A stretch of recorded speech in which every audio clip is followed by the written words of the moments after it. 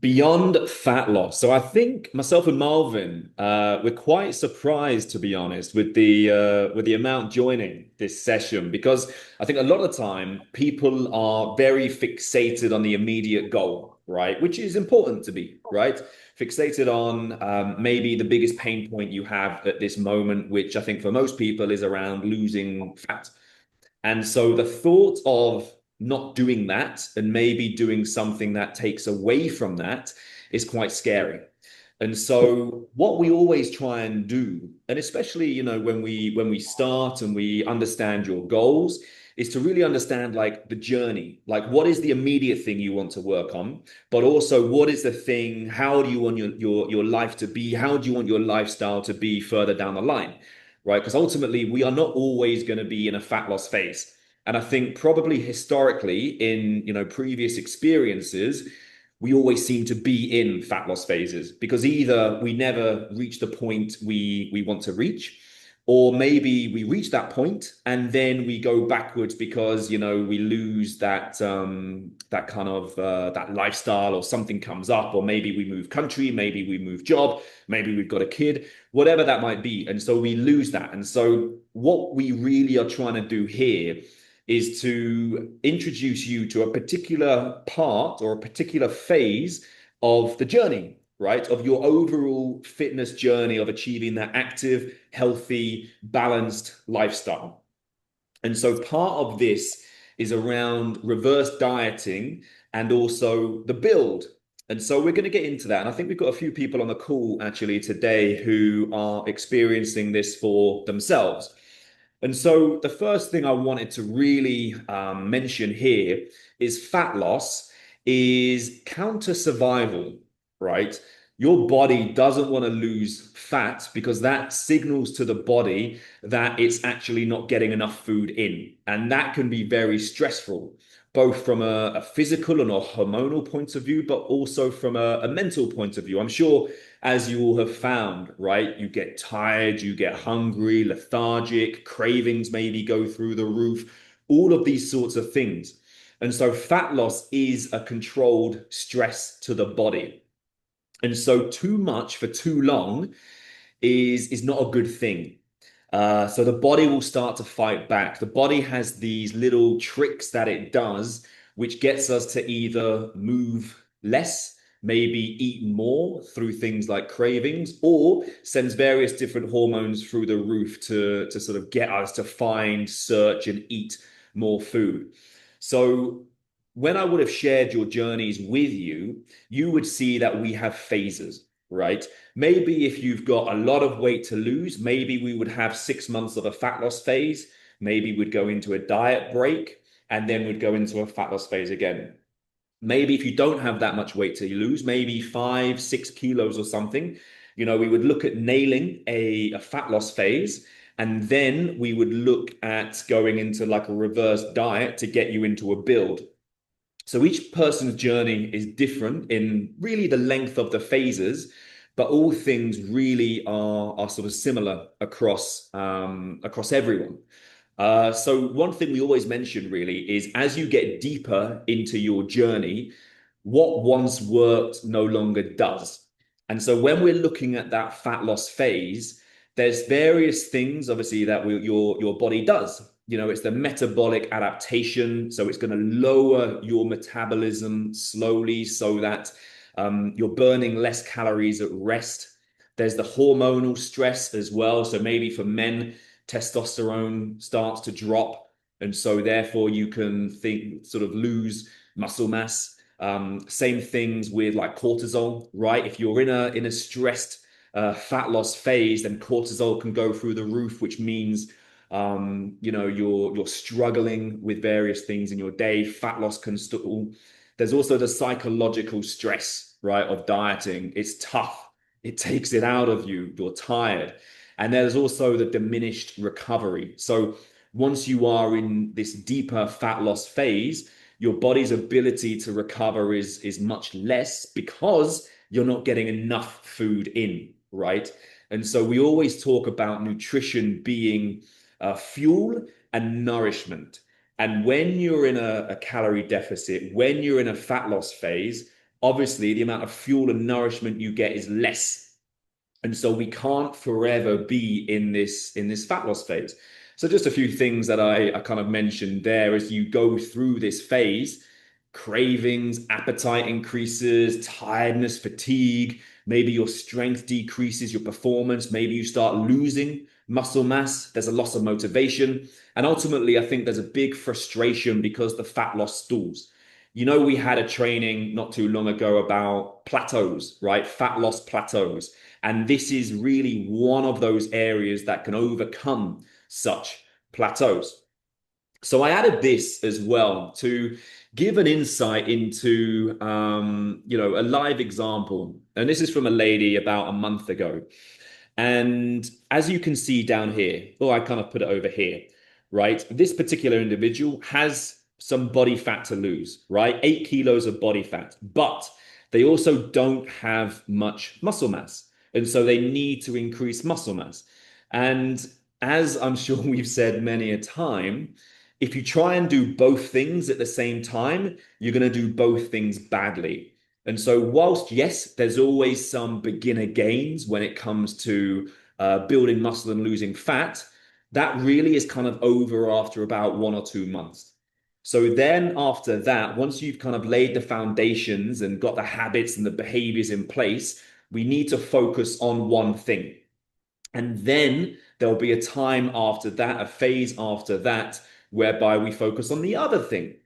So, for example, with this individual, it's probably good to start getting the habits in place, right? Start getting training, introducing that as a stimulus to the body, start increasing more protein, because what we're going to find initially is the body fat come down and the muscle mass increase a bit.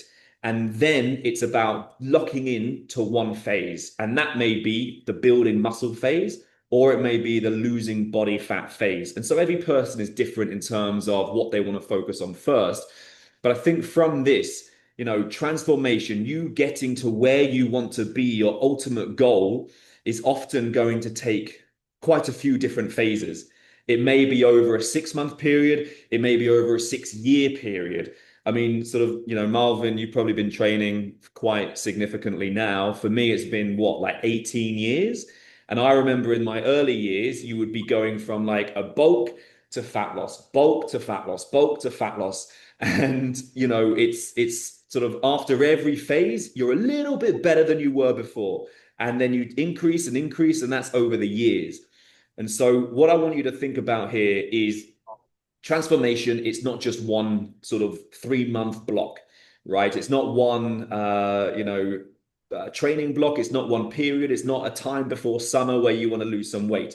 It's something that has multiple phases, that each one has its purpose and gets you really to where you want to be. So I'm sure you're bored of hearing my voice. So let's mix it up and go over to Marvin here. Your voice is very soothing, Pete. But yes, we think it's time to transition to a build. This is something that you'll probably hear us say within your individual groups at some point, or if it hasn't already happened to you, this is definitely something that we'll touch on. And some of the things that people have a fear of, right, is like fear of gaining fat or losing definition, a fear of becoming big or bulky. Like these are the common things that we hear once this sort of phrase has come out of we think it's time to transition to a build. Fear of losing control around food, right? If I start eating more, I'll overdo it. I'll go back to my old habits. And the fear of no progress, right? Without the scale dropping, the scale isn't moving, isn't going down. How do I know I'm improving? Of which we've already touched on this, right? We had a group call where we spoke about weight and how the number on the scale doesn't give us the full picture of everything else that's going on. So we'll get on to a little bit more of like some of the metrics and things that we need to be watching as we're transitioning into a build. And then lastly, fear of losing purpose or direction post-fat loss, right? I've been chasing fat loss for so long. What now? What happens? What's the next goal? Where am I going? I need direction. And obviously, these are things that we'll definitely be walking you through as we go along the journey. So in terms of what we'll cover today, there's quite a few things you would have seen when you joined the call or when you signed up for the group call. We're going to talk about the calorie deficit, which is what we ultimately need for fat loss, right? I'm sure most of you are tired of hearing those two words coming out of our mouths or seeing them in messages every other week. We're Calorie tired deficit. of saying it as well, right? Yeah, calorie deficit, just like on repeat, sound like a broken record. Then we'll talk about how your body adapts during fat loss and why eat less, move more isn't always the answer. At some point, we need to transition and go into a reverse diet. And so, what is this reverse diet? Why is it a key part of your journey? We'll touch on that as well, what it feels like, what to expect whilst you're reverse dieting, and then how to think of your journey like a trip with transitions, not necessarily just a full-on sprint. I mean, Pete Reese just now touched on how we have very specific phases that we go through, and each phase has a specific goal. And so that's how we want you to start thinking of the journey. Um, and so these specific phases then can be used to maximize progress, either in muscle building, either in maintaining your habits, or in fat loss, right? We're focusing on and zoning in and honing in on just one thing that we maximize that progress on that phase. Calorie deficit. Pete, you want to take Okay. through the calorie Okay. deficit?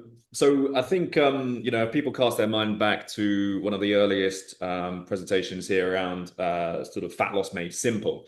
What we have, and I'll start with this slide, is ultimately in order to lose weight, in order to lose fat, we need your body to be burning more energy or more calories than it consumes, right? So if we just go to here, just to give you a bit of a reminder as to what is actually burning calories, we've got some estimates here as well. So you've got your BMR, which is the basal metabolic rate.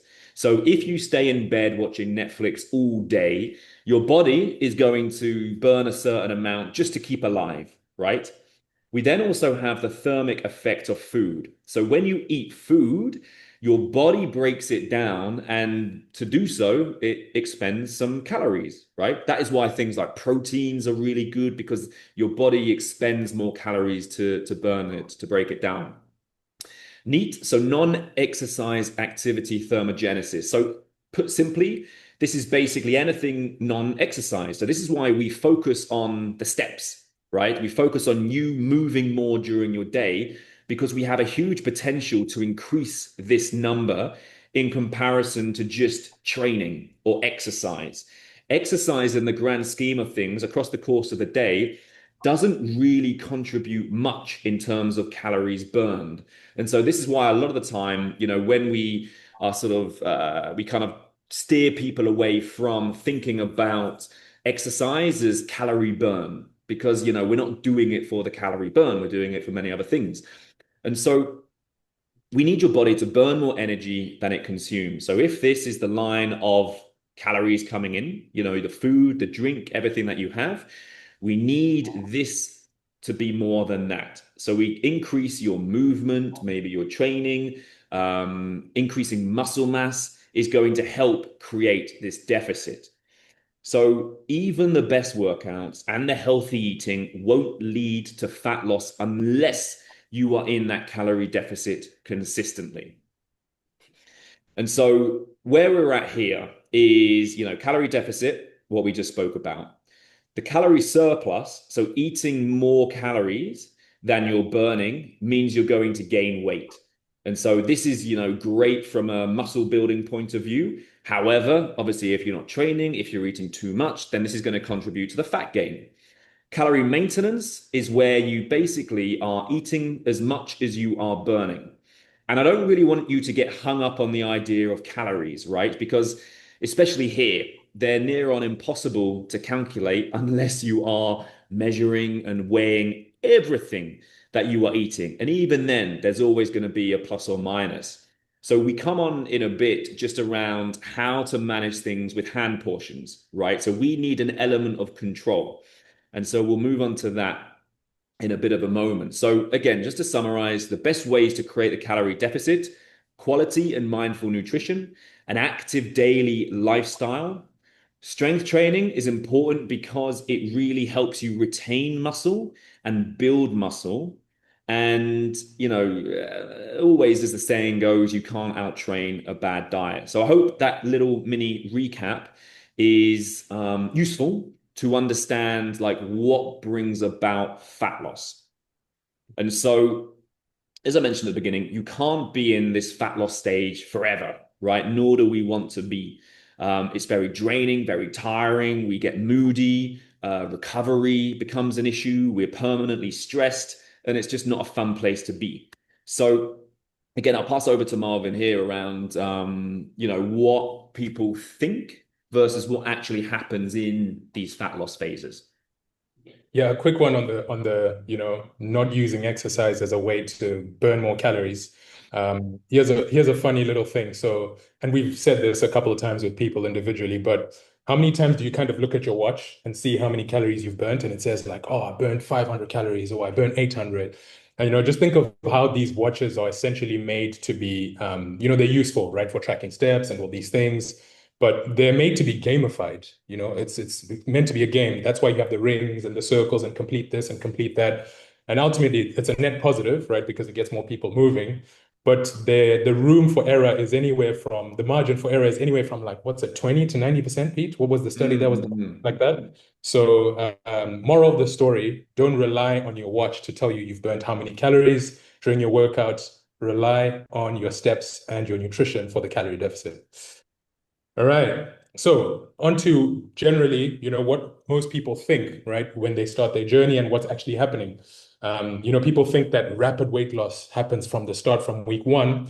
And we actually find that the greatest fat loss that happens in week one does happen, right? But naturally, or most likely, it's going to be water, because you've reduced the glycogen coming into your body. So then there's that loss of water. And then lo and behold, it kind of starts to slow down as we go along, right? We keep doing what worked in the beginning. And then what actually happens is that the weight loss plateaus, right? Your body adapts. That plateau that we spoke about earlier on as well. Things like eventually I'll just maintain the new weight without changing much. So this is what people are thinking about their journey, about fat loss, about exercising and being healthier. But in reality, short-term weight loss, and then another plateau happens, and then even fewer calories are needed, and then you just keep going. And like, at what point do you stop, right? And so this is why we really want to keep hammering the point that the phase does need to transition, and we do need to change phases. We can't always be in fat loss forever. We got a couple more here where people think there's no need to change the strategy. And this is why we're talking about the reverse diet, why we're talking about a build, because when we change the strategy, or when we shift the focus, when we transition into a build, we're trying to help get past, the hunger increases, the cravings, all these things. Pete, sorry, could you switch to the next slide? There we go. Thanks. A couple other things, people think, oh, I'm just a smaller version of myself. But what actually happens if you continue going through fat loss is that you actually potentially can get nutrient deficiencies, right? Because you're getting to a point where you're eating so few food that your body, whatever your body gets, it's trying to preserve as much as possible, just to keep you alive. And so the not necessarily essential things start to kind of get put away by the wayside slowly. And so you start to develop these nutrient deficiencies. And it's like things creep in, you start to get a little bit of joint pain, you start to, get a little bit of nerve pain, some, all sorts of things that are happening because you're nutrient deficient, cramps, all those types of things, hormone imbalances. For women, it's very, very common for women to start to lose their menstrual cycle, to lose their period, because they are in this, constant, very stressed, like we said, we want it to be controlled stress, where it's a calorie deficit that's controlled rather than just continuing to go and go and go. And then, of course, lower body weight. People think that means lasting success, but the body pushes back, right? The weight comes back, burnout happens, frustration. And so we want to start thinking around how, we can't always be in fat loss forever. And we've got a good analogy to kind of think about, the goal of fat loss, or the journey itself, as a trip from London to Sydney, right? There aren't really any direct flights. You got to connect somewhere, right? It could be connecting via Istanbul, could be connecting via Dubai, could be Singapore, could be China. Is that if you're going from London to Sydney, you got to connect somewhere, right? Because the plane has to refuel, right? Maybe if it's a proper full-on layover, maybe you want to take a bit of a rest, see the sights, and of course, you then get on a new plane, with new crew, all these, transitions that need to happen for that journey to take place, right? So your fitness journey works the same way. It has transitions. They're necessary. They give your body time to adapt, recover, and prepare for the next phase, which is why reverse dieting is one of those phases. And Pete will take us through the beginning of that, what the reverse diet is. Okay, so the reverse diet is basically a very structured and gradual increase in daily or weekly calorie intake. So, for example, I'll kind of just use some arbitrary numbers. You may be on a calorie deficit, or you may be having sort of maybe 1,400 calories, right? Very low. And what usually happens, which is kind of here, right? So you've done your fat loss phase, you have lost a load of weight, and all of a sudden you're like, okay, it's fat loss phase is over. I'm now going to go back to what I was doing normally. And so what we then find is this huge rebound over time, quite rapidly, to be honest, whereby you kind of gain all of the weight back. And this happens to a lot of people because then what usually happens is they then go at some point into another fat loss phase, where they may be super restrictive and all of this kind of stuff. So their weight comes down and probably never gets back to the lowest point again. They then stop, return back to normal, in inverted commas, eating, and then they regain the weight and more. And part of the problem here is that the blue line, the metabolic rate, never really recovers. It kind of drops each time. So what was once before, you had a strong metabolic rate. Subsequently, with sort of subsequent yo-yo dieting, that becomes less. Maybe you have lost some muscle mass in the process, or maybe there's been some metabolic adaptation. And so the yo-yo dieting of like extreme restriction and then bounce back and rebound is something that kind of in the long run ends you up in a worse place than when you started, even though the intentions there were good. Now, what reverse dieting is it allows you very gradually to build more calories in or build more fuel or carbohydrate or fat into your sort of consumption.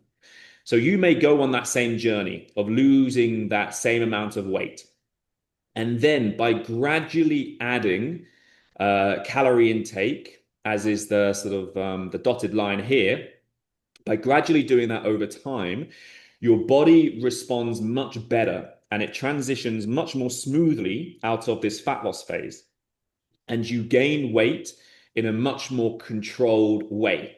And if this is part of, say, a build where you are actively trying to build a little bit more muscle, maybe a performance phase, and you're trying to get stronger or fitter or whatever it might be, then this very gradual increase allows your body to focus on building that much needed muscle, for example, rather than storing all of that energy, all of those calories as fat, because you are doing it in a way that is controlled, steady, and somewhat slow, which means you're much more likely to maintain, that weight in the long run. And that obviously combined with good habits and good lifestyle changes obviously has a big positive impact over time rather than this yo-yo that you've probably experienced before in some sort of way. So Marvin, do you want to take this? Yes. So when you're in a calorie deficit for weeks, months, there's some physiological adaptations that happen in the body, essentially things that change, right? Your body changes, it adapts, it responds to the stimulus that you're giving it.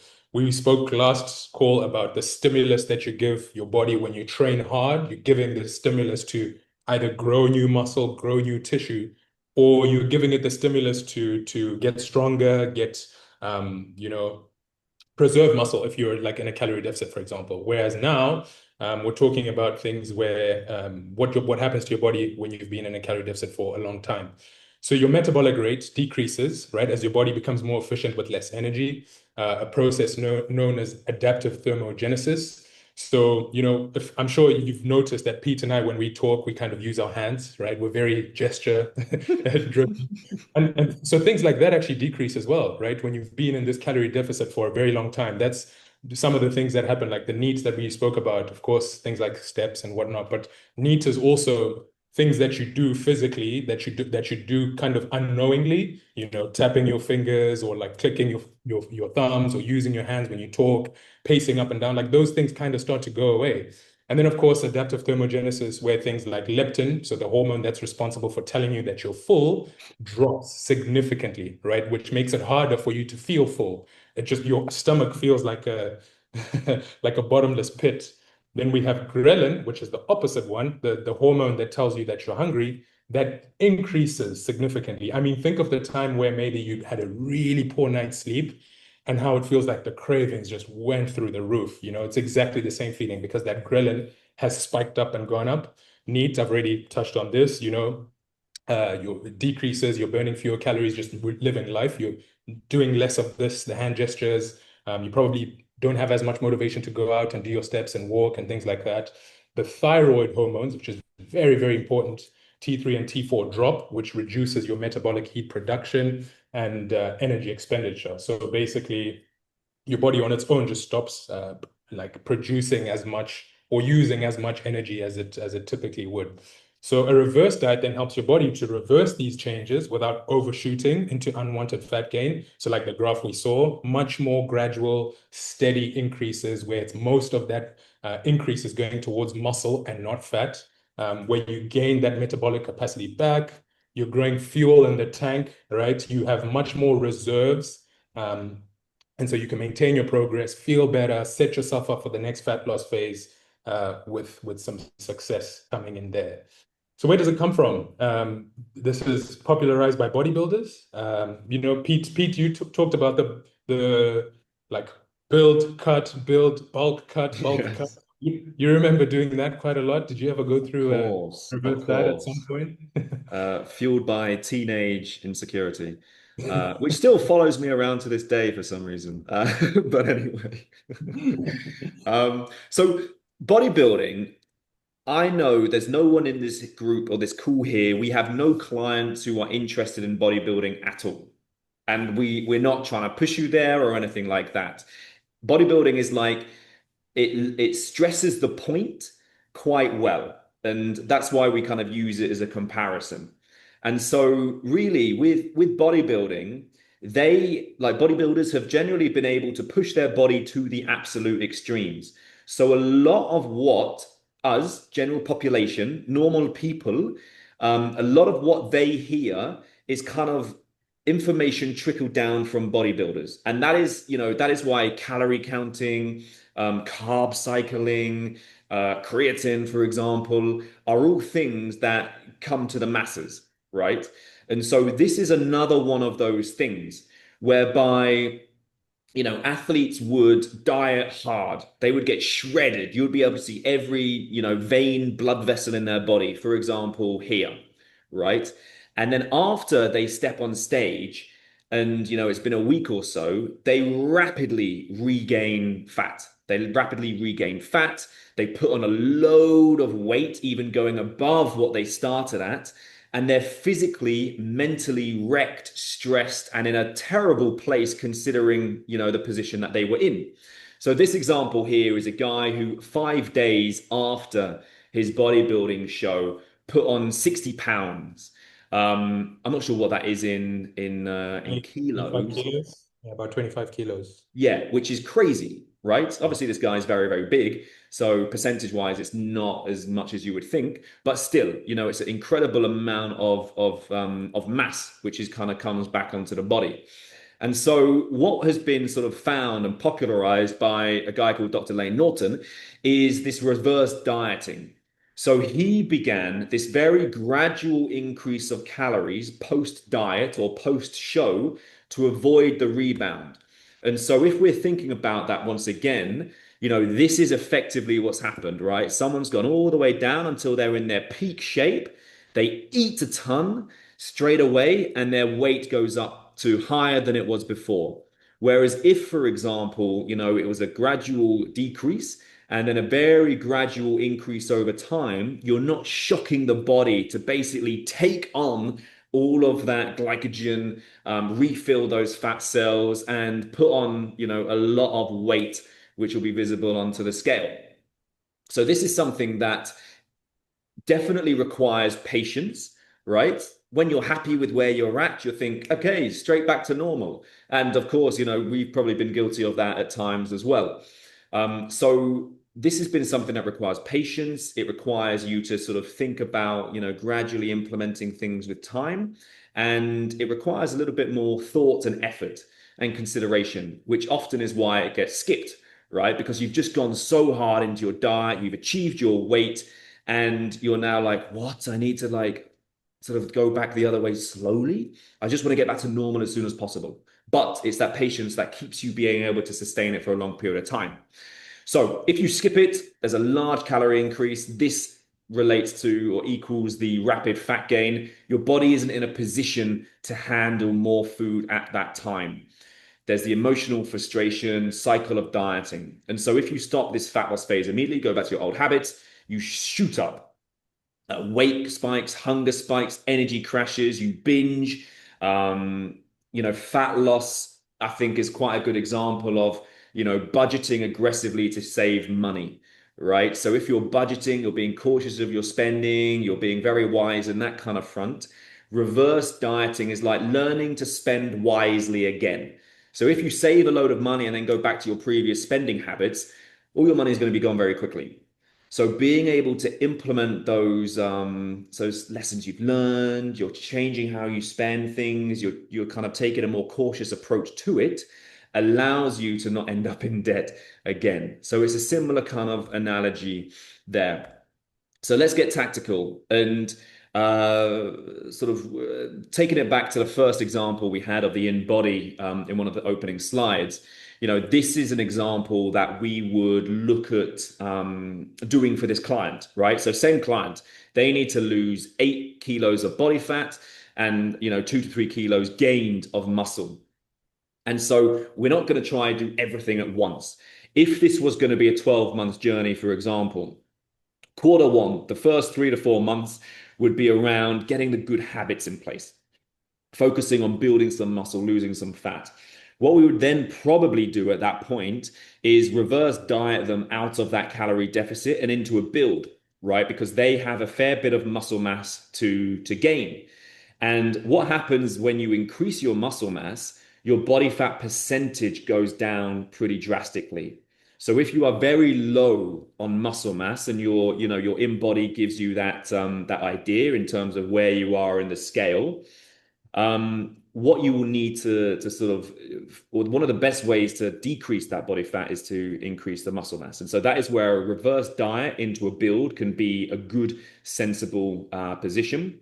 Once you're there, once you've built some muscle mass, we can then focus and go back into a fat loss phase, polish that off, and then learn how to maintain and sort of keep those results over time. So Marvin, I'll kind of hand over to you in terms of how we can practically do this based on different methods. So we touched earlier on how, the calorie counting and we typically like to use hand portions and serving sizes and things like that. I mean, we will touch on the calorie counting because there are some people that do that, they want to, and they're familiar with it and they're happy with that. But for majority of people, you're probably using hand portions, right? So what we want to do is first figure out what your baseline is, right? We wouldn't just go, how for most people, you're probably going to do a food journal for about the first 12 weeks of your journey, right? Because we want to see what your nutrition habits are. We want to be able to help you change those habits and build new ones. And then at some point, we allow you to continue with those habits and those newfound principles on your own, almost like taking off the training wheels. I think I've used that analogy before. But when we now want to come back to start doing the reverse diet, it's like, okay, let's figure out where you are. Let's see what you're eating. Let's see what your current nutrition is. So we determine that by using hand portions and seeing where you're at. So for example, here, maybe your intake is 4 pounds of protein. Maybe you're getting through 3 fruit and veg servings. Maybe you're getting 4 cupped hands of carbohydrates. So then we would stick to 1 week of seeing what your baseline is while we're tracking your weight, your energy, getting all this biofeedback about where you're at, what's happening. And then this would determine what your baseline is. So we see where you're at, right? And then to then start the reverse diet itself, or to start getting into that build, we would then start to add nutrition in. So the reason why, as you can see here, it's adding either a cupped hand of carbohydrates or a thumb of fat at one meal every single day is, and why not protein, is because protein, no matter whether you're in a calorie deficit, a calorie surplus, you're trying to maintain, it's always important to have a high protein diet, right? A high protein intake. So we don't touch the protein, we leave that as is, but we focus on the carbohydrate, we focus on increasing calories through fat as well. So you would either add one or the other.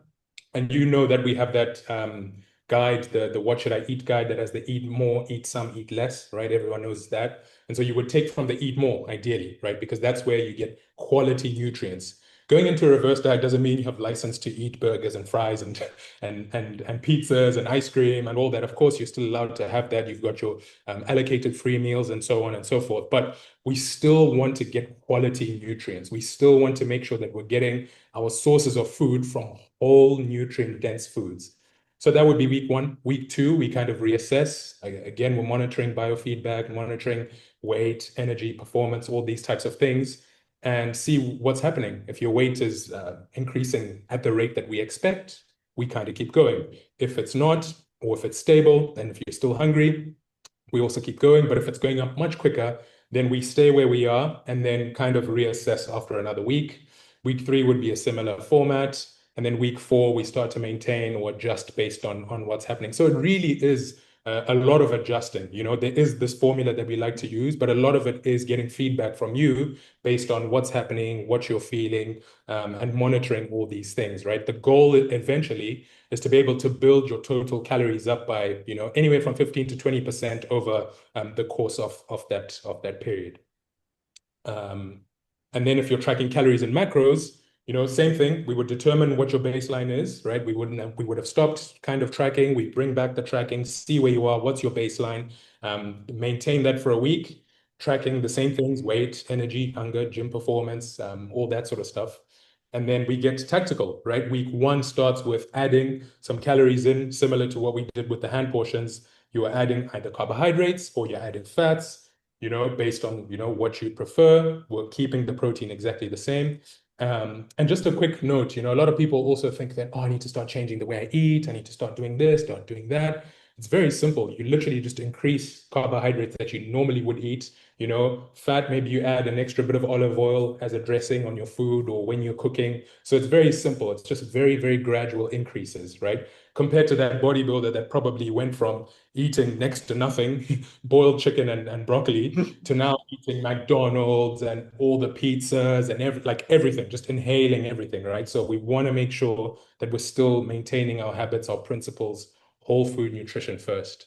And it's the process is the same, right? So we'll increase every week. We're hearing from you. We're getting feedback. What's happening? Are you feeling hungry? Yes, I am. Is the weight kind of trending around the stage we expect? Yes, then let's increase. If not, let's hang on. Let's wait a little bit. Allow the body to adapt. Allow the body to take in these calories and respond well to them. And it's the same. We're still aiming to increase total calories by a certain percentage by the end of it. So the targets we sort of expect are, we're expecting to gain 0.25 to about half a kilo every single week. Now, note that this is not going to be fat. I know the main thing we think of whenever we look at the scale and see that it's increased, most of the time it's food, it's water, it's glycogen, it's not body fat. Think of the time when you go on holiday, you go to Italy, for example, and you've had all the pasta and you've had a bit of pizza, but you were still active. You were still moving around. Maybe you got a couple sessions in, you come back and the scale's gone up maybe a kilo. It's probably not body fat. It's that water, glycogen in your muscles. So the same would go for the reverse diet. As I mentioned previously, protein, we want to keep exactly the same. We want to keep strength training, right? Because now you're giving your body more fuel, more calories. You're sending the signal to build. So you want that signal to then be met and matched with strength training, right? At the intensity we sort of spoke about last week. Steps remain consistent. And then the mindset is part of the plan. You're not getting fat. You're not, we spoke about how the mindset is a really important thing, and we'll touch on a little bit more later on that as well. We're checking in, we're telling us about hunger and recovery and workouts and things like that. Challenges, Pete, what sort of challenges have you faced yourself, maybe, whilst reverse dieting? Well, yeah, I think it's after spending so long thinking about scarcity, right? In Yeah, terms of reducing calories, calorie deficit, can't go over my calories or can't go over my portion sizes. It is a big mental shift. And, we see this a lot with sort of calorie counting, myself personally, but also people's or clients' experiences with calorie counting in the past. And if you are thinking like, I'm only allowed this much food or this much, it's quite sort of scary or quite daunting to think, what? I'm going to be eating more, but I've just come from that weight. And so it really, I guess, helps having myself and Marvin there to kind of, take you through such a stage.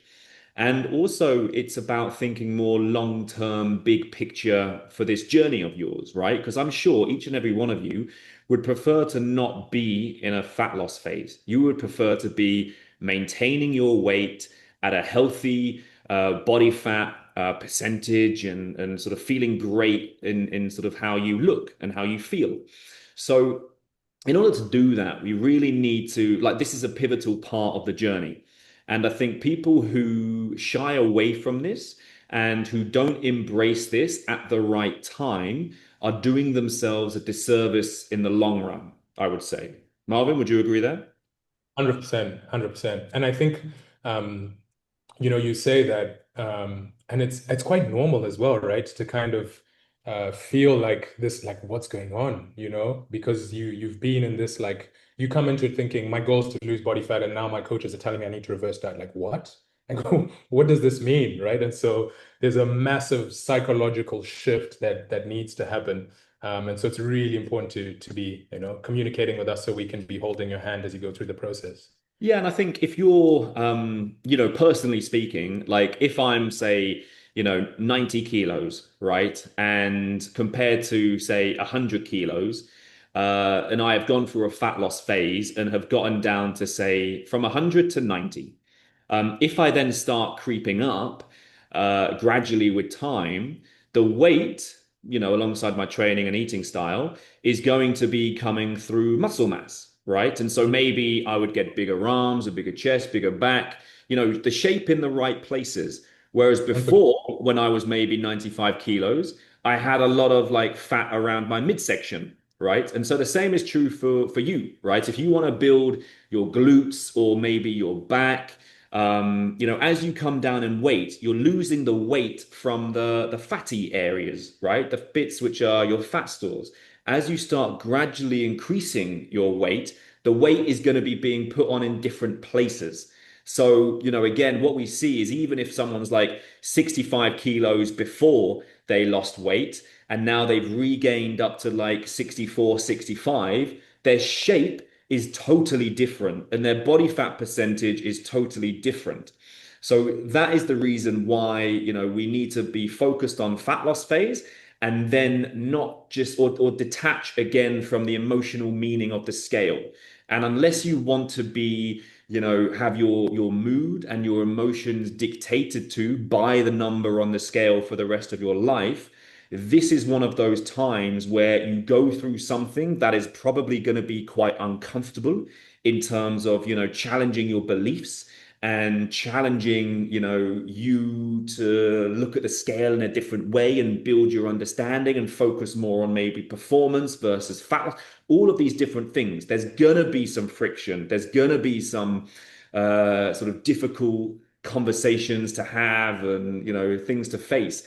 But it is a really important thing to conquer because then, the scale doesn't have that power over you. And that, okay, I can lose fat like this, I can gain weight like this, and, I'm becoming healthier and fitter, and this is something that I can do, for the foreseeable. And So when you also think about Pete, the past, right? Like, because most of, I mean, let's be honest, most clients that we coach and people, whether it's people we've coached in the past or people we're coaching now, majority of people that we work with are people that have done this before. You know, of course, there are some people that have never strength trained, they've never done exercise, they've never tried to change their body composition. But majority of people have tried this, right? And what did they do before? What did you do? You probably ran 4 or 5 times a week, or did some crazy classes, did very restrictive diets. And, you know, what did that lead to? It led to a lot of weight loss in the beginning. And then what happened after 5 weeks, 6 weeks, 7 weeks? A lot of weight gain again, right? And so why then go through something that you've done before? Why not try something new? Like adopt this new, not necessarily that this is a completely whole new thing, but new to you, right? Adopt this new approach, this new mindset, this new shift. You've already trusted the process long enough for, let's say, the first quarter, the first 12 weeks of your journey. Continue trusting. You're doing something that you've never done before. It's challenging. Yes, it's going to be very difficult. It's a mindset shift. But you know, what you've done before didn't work in the past. Like remind yourself of that it didn't work, you know. So this is gonna work because this is new. So adopt it and embrace it. That's why we called it embrace the build, because you've got to embrace that build It's a that challenge for sure, for sure. For me, like, something I'm going through at the moment is for some reason I signed up to the 21, the half marathon in Riyadh, right? The 21 kilometer. Why do I say kilo? Kilometer. I've been spending too much time with people here. Uh, everybody says. half kilometer. I haven't ever run anything more than like a 10K, so it's more than double that. And so for me, the challenge for me is forever in my life, over 18 years, I've been trying to put on more muscle. And so I know running, there's a chance that I'm going to lose some muscle, which for me is like, well, why the fuck are you doing it, Pete? So this is like an internal dialogue struggle that I am sort of going through and will go through as I increase my mileage.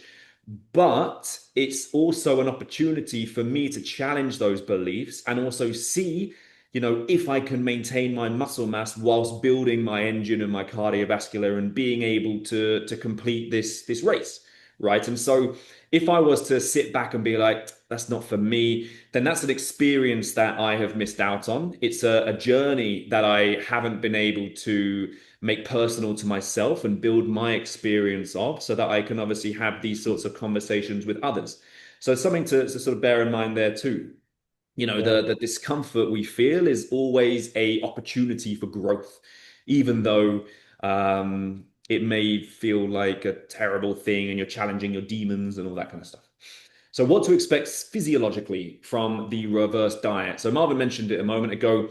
When you start eating more glycogen or more carbohydrate, just like in your free meal, you'll see your weight increase, right, the following day.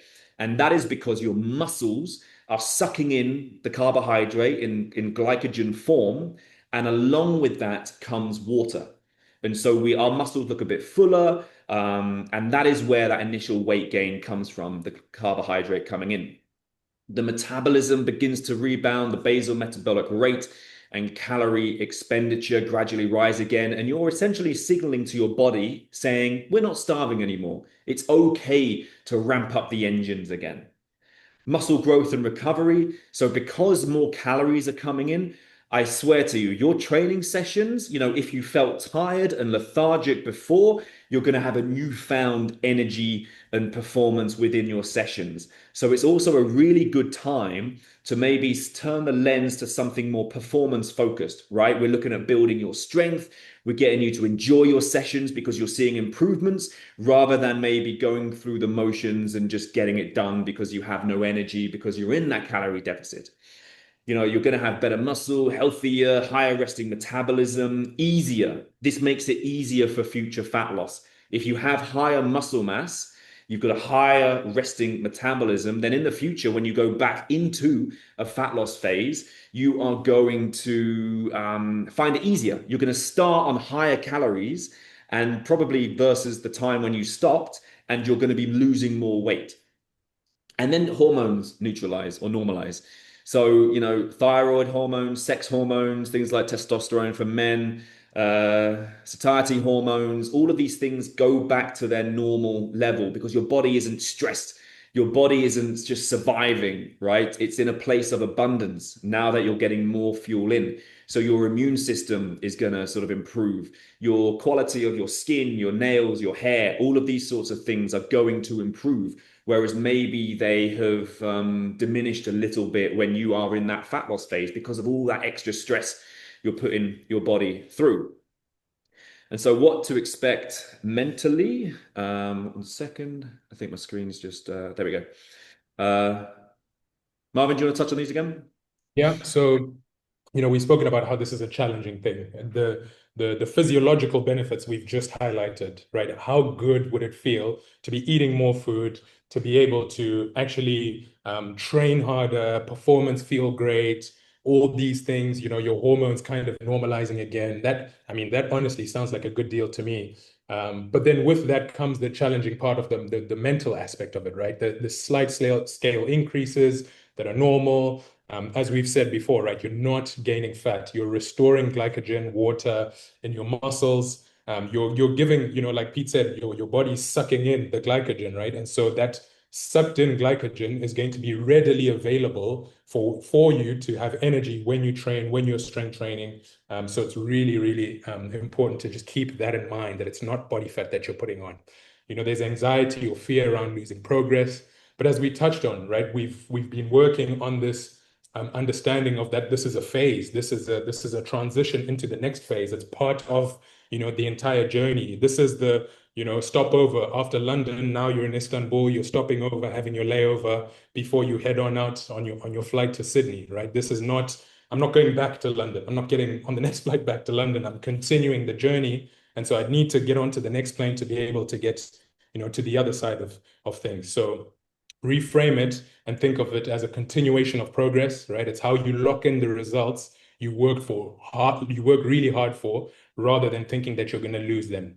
The hunger signals will change. You may still feel a little bit hungry at first, because your body's still kind of adapting, but it's catching up, right? You imagine you've done 3+ months of calorie restriction, so it's expected that your body's still going to feel a little bit hungry, even though you've increased. And because it's gradual increases as well, you're not going to completely do away with the hunger, but it adapts slowly. Those hunger hormones start to rebalance. And then the mindset shift that we really, need to start to adopt and adhere to is, thinking of it as a transition, right? You're refueling the tank. Like I said, you're jumping on the next flight to continue the journey to Sydney. You're not stopping over. You're not completely done or going backwards. Right. Final thoughts. So I think this was quite a bit. There was a lot going on. There was a lot of speaking from us. It seems like we haven't had questions yet, but I'm sure they'll pipe up as we wrap up. But yeah, and just wrapping up, it's really just understanding that this is not a complete change of direction, right? Away from your goals. It's what turns the short-term change into long-term transformation, as Pete opened up with in the beginning, right? And I think this also kind of gives you guys a little bit of a little bit of a backseat to how we sort of plan out your journey and your whole journey. We're not, you're not joining the program just to do 3 months, right? This is a whole lifestyle change. These are lifestyle shifts that are happening. There's a long-term transformation happening. So this is what part of the reverse diet is also adopting that mindset of this is part of my long-term transformation. You're building your body, getting metabolic flexibility, and you'll eventually be able to reach and maintain long-term success. Fat loss isn't just about taking off the excess weight, right? It's about keeping it off. I think I don't remember what the stats are, but I think this is in the US. It's like 80% of people that lose the weight that they lose in January, because everyone wants to lose weight, new year, new me, gain it back within a month. So how crazy is that? That it's, the fat loss is not really the easy part. What is the easy part? The hard part is keeping it off. And so we want to do this reverse diet to then help you keep the weight off in the long term, to then maintain a good level of leanness, good physique, good body fat percentage, good health, and most importantly, confidence in your body, confidence in your clothes, and confidence in your ability to just live a healthier, more fulfilling life. Pete, Fantastic. what are you thinking? What are your thoughts around, reverse dieting and how you would potentially like to start approaching it, when you do? Because I imagine you will probably reverse diet post running and starting to wanting to potentially rebuild some muscle? Yeah, because I think I mean it's that sort of gradual realization that when you are in a cutting phase, you get to the point where you are lowering your food intake, consistently, and to be honest, I just find like I go through the motions that much more with training, and training isn't enjoyable because it's not like I'm not like looking full. I'm maybe looking leaner, yes, but you don't have that fun in terms of performance of training. You're just getting through it because you're tired, you can't be bothered, you're over it, right? And so that really is where I get to, when I'm deeper into the calorie deficit or a fat loss phase. And I'll tell you what, like the first 1 or 2 weeks of going into a reverse diet is amazing because suddenly you've got this energy, you've got this pump, you're feeling fuller within your sort of your sessions and your clothing.